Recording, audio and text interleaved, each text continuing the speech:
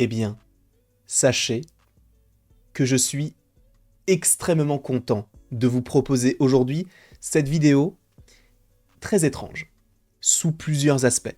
Premier aspect, je crois, si je ne dis pas de bêtises, que c'est la première fois qu'on fait 2 vidéos d'affilée sur le personnage de War Machine.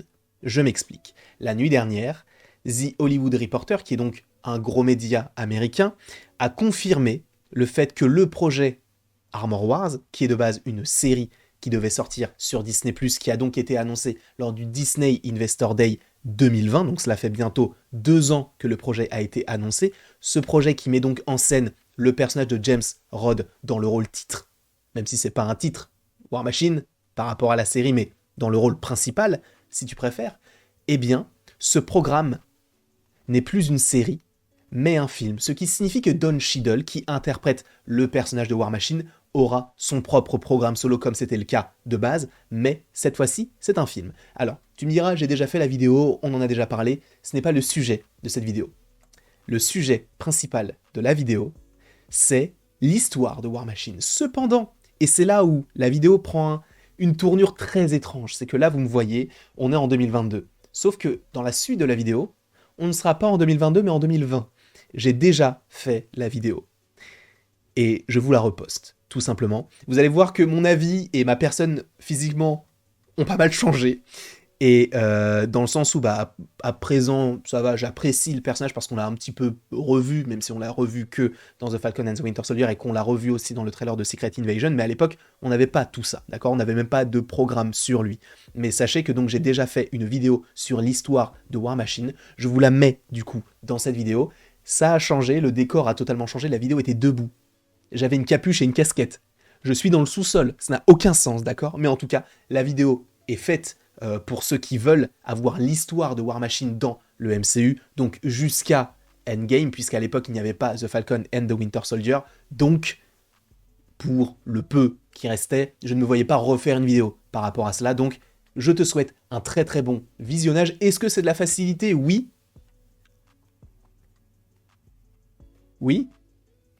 Mais c'est de la facilité marrante, parce que c'est la première fois que je le fais, et ce sera la dernière fois bien évidemment, et l'histoire a déjà été faite. Donc, écoutons-la, profitons-en, grignotons un petit peu tout cela, et il ne me reste donc plus qu'à vous dire, moi personnellement, à la prochaine pour la prochaine, mais bon visionnage de la vidéo en lien avec l'histoire de War Machine.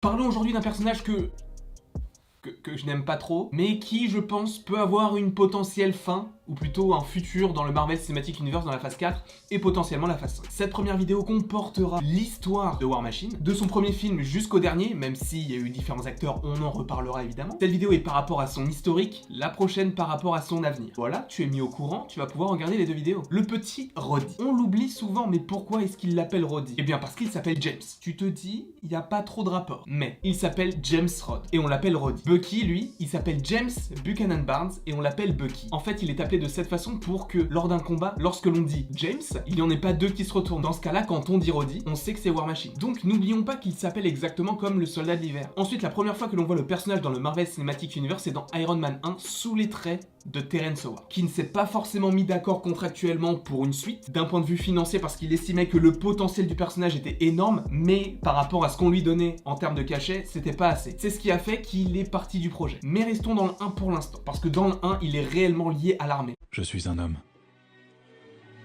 Mais j'ai des fêlures. Et de plus en plus dans les épisodes, eh bien on va faire un petit peu moins attention à lui. Mais en tout cas dans les 2 premiers volets d'Iron Man, c'est là où on explore le plus le personnage de Roddy. Et dans le film, lorsqu'il voit la marque 2 d'Iron Man, il la regarde et il dit « la prochaine fois mon pote ». Sachant que c'est War Machine, mais qu'à l'époque il ne l'était pas encore, et que l'armure était grise, on savait que dans le 2, il y allait avoir War Machine. C'était un petit clin d'œil pour la suite. Et ça, j'ai trouvé ça super intelligent. Ensuite, dans Iron Man 2, il a un rôle un petit peu plus important, dans le sens où il se confronte réellement à Tony Stark. Il lui vole une armure, il s'allie à la concurrence par rapport à son job de colonel, il essaye tant bien que mal de défendre Tony qui lui pense qu'il va mourir, donc il fait un petit peu n'importe quoi. Donc à ce moment-là, entre Tony et Roddy se crée un petit conflit. Évidemment, à la fin du 2, ils vont faire équipe, même si l'armure de War Machine est connectée à distance par Whiplash, qu'il fait qu'à un moment ils s'affrontent. Même si Roddy n'en a pas réellement conscience. Enfin si, il en a conscience, mais disons qu'il n'est pas maître de ses mouvements étant donné qu'il est dans une armure commandée à distance par un méchant. Et en fait, je trouvais ça assez étrange que dans Avengers, on n'ait pas le personnage de War Machine. Parce qu'à la fin d'Iron Man 2, on sait qu'il va garder l'armure. Mais pourquoi est-ce qu'il n'a pas aidé les Avengers? En plus, il était question dans ces Zola de faire un film sur lui. Finalement, ça n'a pas abouti, heureusement. Quoique le dernier War Machine donc, que l'on voit dans Endgame, il est... avouez, il est cool, hein. Donc passons à Avengers, qui est un film dans lequel il n'apparaît pas, et nous arrivons directement à Iron Man 3. Et dans Iron Man 3, c'est un petit peu dans la logique du personnage. C'est-à-dire qu'il est toujours lié au gouvernement, mais tout en ayant une armure. Il est en fait, en étant Iron Patriot, le Iron Man qu'aurait aimé le gouvernement dans Iron Man 2. Et ce que j'ai réellement aimé dans le film, même quasiment la seule chose, c'était son armure qui est selon moi trop stylée, mais qui dans les comics appartient à Norman Osborn. Et qui est donc Iron Patriot, un méchant gentil, enfin... on sait pas vraiment. Donc il a son armure d'Iron Patriot, mais je ne sais pas réellement pourquoi est-ce qu'il l'abandonne pour revenir à son War Machine. Sachant que dans le film, il dit que Iron Patriot, c'est un nom un petit peu plus édulcoré pour les enfants, parce que War Machine, ça fait un petit peu trop agressif. Ensuite, il apparaît dans Avengers 2, même si son utilité n'est pas forcément évidente. Parce qu'il apparaît au tout début, lorsqu'ils font leur petite fête, et surtout en fait à la fin en tant que War Machine. Donc c'était pas forcément nécessaire et utile de le voir, mais c'était pour dire, attention, il y a de nouveaux Avengers. Mais en fait, au fur et à mesure des films, comme je le disais précédemment, t'as vraiment l'impression qu'il ne savait pas quoi en faire. Parce que le film qui a suivi Avengers l'ère du Tron, c'était Civil War. Et dans Civil War, il était casté, donc j'attendais un War Machine un petit peu plus intéressant, un petit peu plus imposant. Sachant qu'à la fin d'Avengers l'ère du Tron, on comprenait qu'il faisait partie de la nouvelle équipe des Avengers. Sauf que là, dès la première mission, pourquoi il n'est pas là? Que ce soit lui ou Vision, pourquoi est-ce qu'il n'était pas là? Sachant qu'il fait partie du même groupe d'Avengers que Black Widow, que Captain America, que Scarlet Witch, ou que le Faucon. Donc pourquoi est-ce qu'il n'y était pas? Ça, j'ai trouvé ça un petit peu dommage, parce que j'aurais vraiment aimé qu'il l'aide vraiment dans cette mission. Après...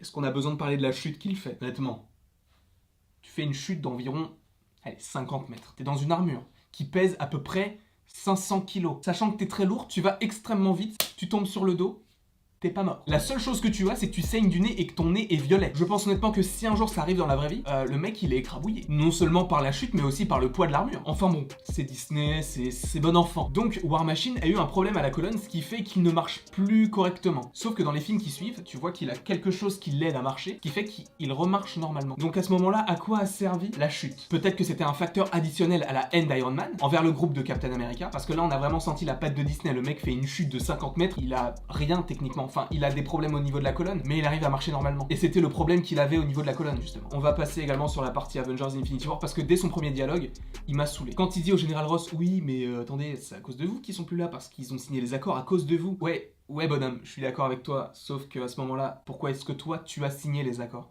À ce moment-là, moi, je suis perdu. Tout ce qui se passe autour de War Machine, tu as vraiment l'impression que la Civil War, le film Civil War, en fait, n'a servi à rien par rapport à ce personnage. Ensuite, dans le film Avengers Infinity War, ce que j'ai beaucoup aimé en rapport avec ce personnage, c'est qu'il a une armure beaucoup plus stock qu'avant, et il survit au claquement de doigts de Thanos. Ce qui veut dire qu'il aura un rôle important dans Avengers Endgame en tant que survivant. Honnêtement, j'ai pas été déçu du personnage dans Avengers Endgame, parce qu'il a justement eu un rôle plus important. Et là, il n'a pas été pris pour du caca. Parce que déjà, ce qu'on peut souligner, et je pense que tout le monde l'a souligné, c'est l'armure qu'il a à la fin. Mais justement, rendez-vous dans la prochaine vidéo par rapport au futur de War Machine, parce que bizarrement, son armure est bleue et rouge, comme une certaine armure qu'il avait dans le passé, qui était donc l'armure Iron Patriot. Est-ce qu'il fera partie de l'équipe des Thunderbolts? Je ne sais pas, je ne fais qu'avancer des hypothèses. Mais ce que j'ai vraiment aimé, c'est qu'il a des dialogues avec des personnages avec lesquels jamais t'aurais pensé qu'il ait des dialogues.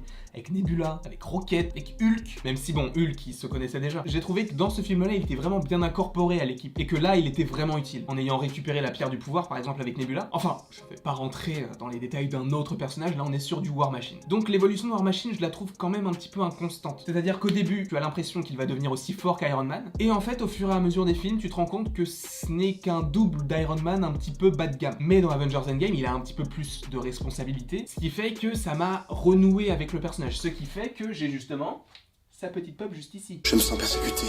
Je suis un être sensible. Faut l'avouer, je l'ai aussi pris parce qu'il y avait la pastille Amazon. Mais c'est vrai que War Machine dans le film, je l'ai bien aimé. Donc voilà ce que je pouvais dire de façon succincte de l'histoire de War Machine en globalité dans le Marvel Cinematic Universe. N'hésitez pas à me mettre en commentaire si vous aimez ce genre de petit concept où je retrace la vie d'un personnage jusqu'à aujourd'hui, pour qu'après il y ait une autre vidéo en rapport justement avec le futur du personnage. À 16h sortira une vidéo sur le potentiel futur de War Machine, et j'en ai des choses à dire sur le bonhomme. Donc n'hésitez pas à commenter, à aimer, à partager et à vous abonner, ça me ferait évidemment très plaisir. Et il ne me reste plus qu'à vous dire à la prochaine pour la prochaine.